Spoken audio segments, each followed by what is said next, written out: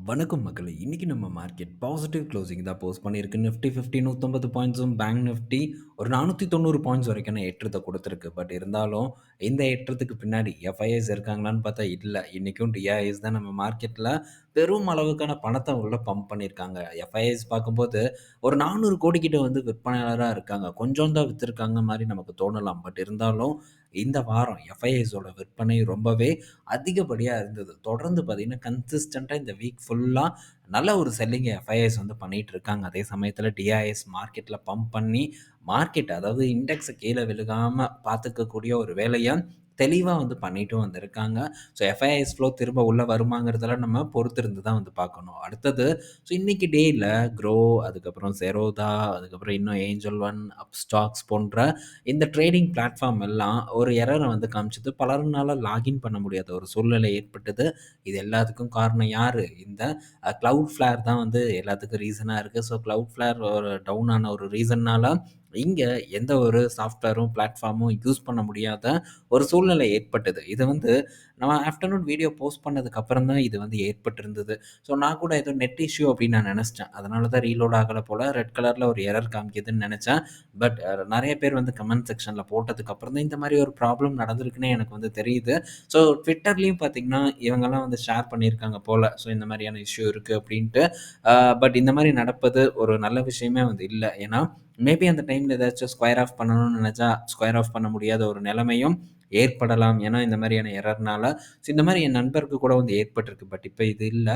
கோவிட்க்கு முன்னாடி பார்த்தீங்கன்னா ஏற்பட்டிருந்தது. அது ஒரு பெரிய லாஸ்க்கும் லீட் பண்ணி கொண்டு போச்சு. அது கிட்டத்தட்ட ஒரு 6 வருஷத்துக்கு மேல ஆயிப்போச்சு. பட் இந்த மாரியான ஒரு சூழ்நிலை ஏற்படாத மாரி பார்க்கணும் அப்படிங்கிறது என்னுடைய ஒரு எதிர்பார்ப்பு. அடுத்தது பார்த்தீங்கன்னா, ரஷ்யால இருக்கக்கூடிய ஸ்பர் பேங்க் அப்படிங்கிறவங்க, ஸோ இப்போ இந்தியா நிஃப்டி 50ல வந்து அவங்க ஊர்ல இருக்கக்கூடிய ரீட்டெயில் இன்வெஸ்டர் இன்வெஸ்ட் பண்றதுக்கான ஒரு வழிமுறைய வந்து ஏற்படுத்தி குடுக்கிறதா சொல்லியிருக்காங்க. இதனால ரஷ்யால இருந்து இன்வெஸ்ட்மென்ட் நம்ம மார்க்கெட்டுக்கு வரும் அப்படிங்கிற ஒரு எதிர்பார்ப்பு இப்போ மார்க்கெட்ல இருக்கு. ஆனா, எவ்வளோ பெருசா இவங்க முதலீடு பண்ணுவாங்க அப்படின்ட்டுலாம் தெரியாது. பட் கணிசமா ஏதோ ஒரு தொகை வந்து நம்ம மார்க்கெட்ல விழுவதற்கான வாய்ப்பு அதிகமா வந்து இருக்கு. ஸோ அடுத்தது பார்த்தீங்கன்னா, மூர் த்ரெட். ஸோ இத பத்தி நம்ம ஆல்ரெடி இதுக்கு முன்னாடி டிஸ்கஸ் பண்ணோம். ஐபிஓ வரும்போதே சைனா மார்க்கெட்ல. ஸோ இது பார்த்தீங்கன்னா, என்விடியாவோட மார்க்கெட் வேல்யூ, மார்க்கெட் கேப் என்ன இருக்கோ, அத காட்டிலும் அதிகப்படியான அமௌண்ட் பார்த்தீங்கன்னா, இந்த ஐபிஓக்கு ரிசீவ் ஆயிருக்கு அப்படின்னு நம்ம பார்த்தோம். $4.4 பில்லியன் கிட்ட, ட்ரில்லியன் டாலர் கிட்ட பார்த்தீங்கன்னா, ஐபிஓக்கு மக்கள் வந்து சப்ஸ்கிரைப் பண்ணியிருந்தாங்க. பட் இதுல யார் யாருக்கெல்லாம் வந்து கிடைச்சதோ, மிகப்பெரிய அதிர்ஷ்டசாலி அப்படின்னே நம்ம சொல்லலாம். ஏன்னா, லிஸ்ட் ஆனதுலருந்து லிஸ்ட் ஆகும்போதே 500% லாபத்த அள்ளி குடுத்த ஒரு நிறுவனமா இந்த மூர் த்ரெட் பார்த்தீங்கன்னா இருக்குது. ஸோ இது மிகப்பெரிய ஒரு விஷயம்னு வந்து சொல்லலாம். ஸோ இந்த நபர், இந்த நிறுவனத்தோட ஓனர் பார்த்தீங்கன்னா, NVIDIAல ஒர்க் பண்ணாரு. அதையும் நம்ம டிஸ்கஸ் பண்ணோம். 14 வருஷம் NVIDIAல ஒர்க் பண்ண நபர், தனியா ஒரு கம்பெனி ஆரம்பிச்சு இந்த அளவுக்கான ஒரு வரவேற்பும் லிஸ்டிங் அப்பவே வந்து கிடைச்சிருக்கு. இதோட ஐபிஓ பிரைஸ் பார்க்கும்போது ஒரு 114 யுவான் கிட்ட வந்து இருந்திருக்கு. ஆனா, லிஸ்டிங் அப்படின்னு பார்க்கும்போது 450, 650 யுவான் கிட்ட வந்து லிஸ்ட் ஆயிருக்கு. ஸோ பெரிய ஒரு லக்கு. யார் யாருக்கெல்லாம் கிடைச்சதோ நல்லா பணத்த போட்டு அள்ளியிருப்பாங்க. ஸோ இந்த சைனாவும் இப்ப என்ன பண்றாங்கன்னா, NVIDIAவோட சிப்ப வந்து வாங்கக்கூடாது அப்படின்ட்டு அந்த நாட்டு நிறுவனங்களுக்கு ஒரு கட்டுப்பாட்ட விதிக்கிறாங்க. லோக்கல் நம்ம ஊர்ல தயாரிக்கக்கூடிய சிப்ப தான் யூஸ் பண்ணணும் அப்படின்னு சொல்றாங்க. அதுக்கேத்த மாரி அங்கேயும் இந்த ஜிபியு, சிபியு தயாரிக்கக்கூடிய நிறுவனங்களோட வளர்ச்சி நாளுக்கு நாள் அதிகமாயிட்டே தான் வந்து போயிட்டுருக்கு. ஸோ இது இப்படியே தொடர்ந்ததுன்னா, சைனா ஒரு மிகப்பெரிய ஒரு சக்தியா இதுலயும் உருமாறுவதற்கான வாய்ப்பு இருக்கு. சில பேர் வாய்ப்பில்ல ராஜா அப்படின்னு வந்து நினைக்கலாம். ஆனா, எப்படி இப்போ கார் இண்டஸ்ட்ரீஸ ஆட்டி படைக்கிறாங்க. ஒரு கட்டத்தில மொபைல்ல சைனா ஃபோன் அப்படின்னு கிண்டல் பண்ணிட்டு இருந்தோம். கடைசியில சைனா ஃபோன்ஸ் இப்போ உலகத்தையே ரூல் பண்ணிட்டு இருக்கு.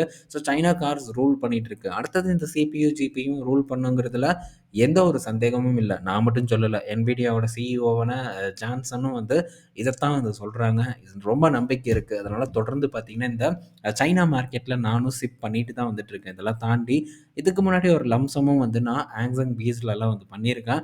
ஸோ இன்னும் பல நண்பர்கள் வந்து சைனா மார்க்கெட்ல இப்பவும் நம்ம சிப் பண்ணலாமான்னு கேட்குறாங்க. பண்றதுக்கான வாய்ப்பு இருக்கு. ரூ. 100 அப்படிங்கிற சிப் தான் வந்து பண்ணிட்டு இருக்கோம்.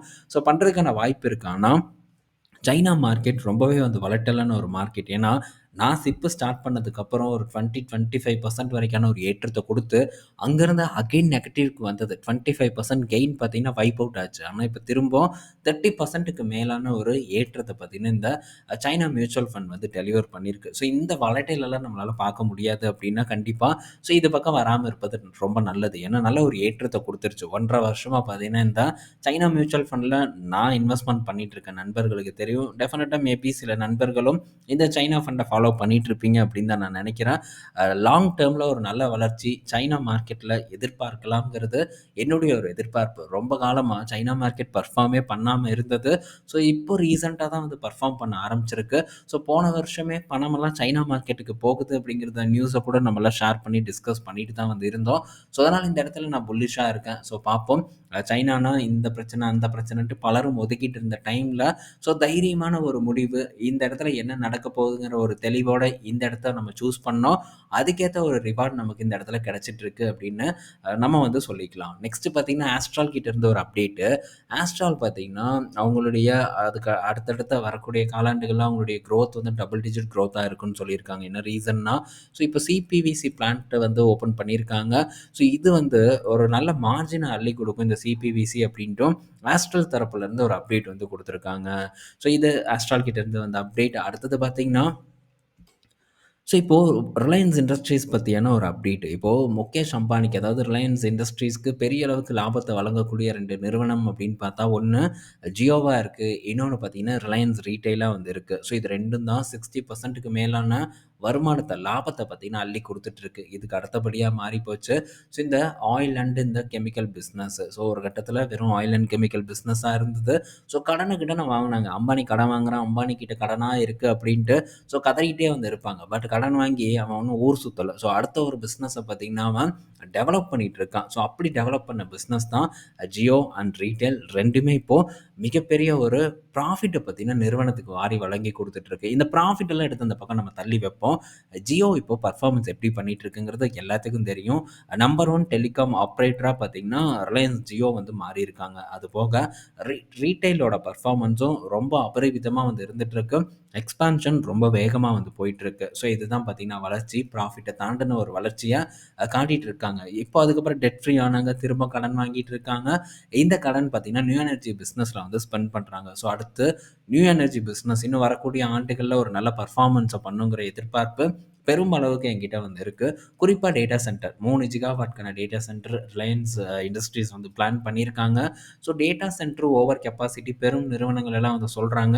ஸோ இவ்வளோ கெப்பாசிட்டி தேவையில்ல அப்படின்ட்டும் ஒரு பக்கம் பேச்சு போயிட்டுருக்கு. பட் இதெல்லாம் குளோபலா பட் இந்தியால டேட்டா சென்டர் கெப்பாசிட்டி மொத்த கம்பெனிஸும் சேர்த்துனா கூட 1 ஜிகாவாட் கெப்பாசிட்டி கூட நம்ம நாட்டுல இல்லாம தான் இருக்கு. ஸோ நம்ம நாட்டுக்கு டெஃபினட்டா டேட்டா சென்டர் தேவை. ஸோ இங்க இருக்கக்கூடிய நிறுவனங்கள் வெளிநாட்டுகள்ல தான் வந்து டேட்டா சென்டர் சர்வீஸ் வழங்கக்கூடிய நிறுவனங்களுக்கு தான் இவங்க பணத்த கட்டி வந்து ஷேர் பண்ணிட்டு இருக்காங்க. பட் இது உள்நாட்டுல அமைஞ்சதுன்னா அமையணும். ஸோ நம்ம டேட்டா நம்ம நாட்டுக்குள்ளேயே வந்து இருக்கும்.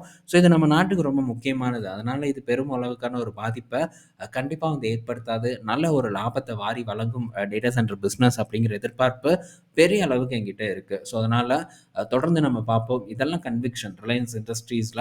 ஸோ அது பாட்டம்ல இருக்கும்போதும் அதாவது லாஸ்ட்டா ஒரு பெரிய கரெக்ஷன சந்திச்சுட்டு இருந்தது. அப்ப கூட நம்ம இத பத்தியெல்லாம் டிஸ்கஸ் பண்ணியிருக்கோம். இப்பவும் அதே ஒரு மைண்ட் செட்ல தான் இருக்கேன். ஸோ என்ன நடக்குதுங்கிறத வெயிட் பண்ணி நம்ம பார்ப்போம். நெக்ஸ்ட் பார்த்தீங்கன்னா ஸோ கெய்ன்ஸ் டெக்னாலஜி கிட்டேருந்து ஒரு அப்டேட்டு. ஸோ அத பற்றியான ஒரு அப்டேட்டு. ஸோ கெய்ன்ஸ் டெக்னாலஜி இன்னைக்கு டேல ஒரு 12% வரைக்கான ஒரு சரிவ வந்து சந்திச்சிருந்தது. இது ஒரு ரூ. 7,500 கிட்ட இருந்தது. இப்போ கரண்ட்டா ரூ. 4,500 கிட்ட வந்து ட்ரேட் ஆயிட்டிருக்கு. என்ன காரணம் அப்டின்னா எனக்கு தெரியல என்ன காரணம்ன்ட்டு. பட் இது ஒரு ஓவர் வேல்யூட் ஸ்டாக்கு. இந்த பங்க பிசினஸ் வைஸ்லலாம் நான் பெருசா ஸ்டடி பண்ணதே வந்து கிடையாது.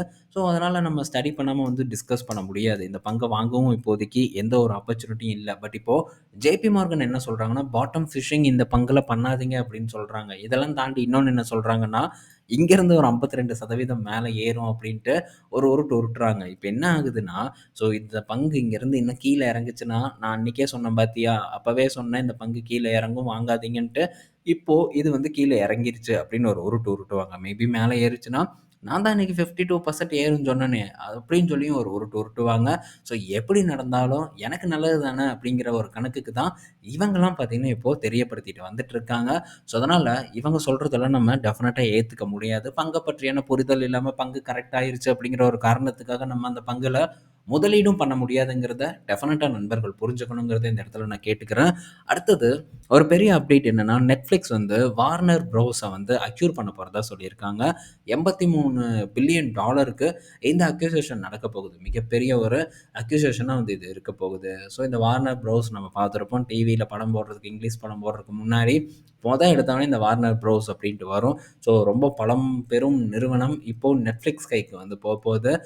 இது எந்த மாரியான ஒரு விளைவை ஏற்படுத்தும்னு தெரியல. அத தெரிஞ்சுக்கிறதுக்கான ஒரு ஆர்வமும் என்கிட்ட இல்ல. ஏன்னா, இப்போதைக்கு Netflixல எந்த ஒரு ஆப்பர்ச்சுனிட்டியும் இல்ல. அதனால ரொம்ப வந்து சிரமப்பட்டு இந்த இடத்துல போய் பூந்து பார்க்கணுங்கிற ஒரு அவசியம் எனக்கு இருக்கிறதா தெரியல. அடுத்தது பார்த்தீங்கன்னா, நம்ம ஒரு 2 ஐடி பங்குகள பார்த்தீங்கன்னா, இதுக்கு முன்னாடி ஃபோக்கஸ் பண்ணோம். ஒரு நல்ல அ சரிவுல வந்து நமக்கு கிடைச்சது. ஒரு பங்கு நம் நாட்டு நிறுவனம், இன்னொன்னு அயல்நாட்டு நிறுவனம். அந்த அயல்நாட்டு நிறுவனம் நம்பர் 1 நிறுவனம் சர்வீஸ் செக்டார்ல.